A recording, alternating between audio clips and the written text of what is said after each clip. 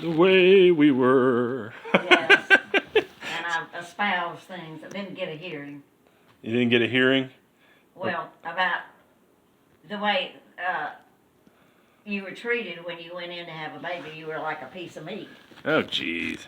And it's so much better now that I want the younger women to know that whatever they have now, it was a lot worse back then. Yeah. So, what else is going on? So having your children, were the fathers allowed to be in the room? They were not allowed to be in the room. They sat in the waiting room. And they didn't know, see, there was no mechanism for determining the sex of a child back then either. Yeah. You didn't know what you were going to get. And you didn't know until, and the fathers didn't know until the obstetrician came to them after the birth and informed them. And I was a pacemaker back then because when my boys were born in 67 and 69, I was the only woman on that floor who were nursing their children. Okay, hold on a second. Yeah, hang on to that thought. Okay. Okay, it's rolling again. All right, so childbirth. Yes, I still have some resentments about the way I was treated when I went in to have my sons in 67 and 69. And I want to let the young women know today that it's so much better than it was.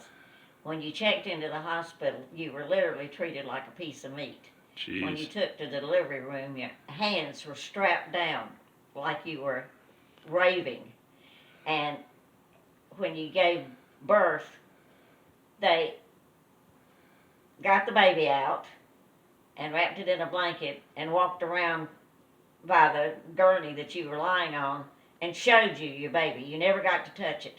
Huh. I never touched either one of them until they brought them to the room quite a bit after you were brought back to your room. And I was the only woman on the floor who was nursing their children because most of the young women back then thought that was disgusting and nobody wanted to do it. So. Well, kids got to eat. Yeah.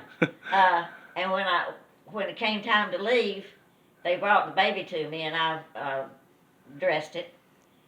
And that was the first time I felt like that child belonged to me. Okay. I felt like it belonged to the hospital. Oh, And the bonding didn't happen until I got home. Jeez. Because it belonged to Rex Hospital. It didn't belong to me because I never got to touch him. Yeah. So, women today, be grateful that things have changed. And the men were completely out of it. They just sat in the waiting room until somebody came to tell them what to do.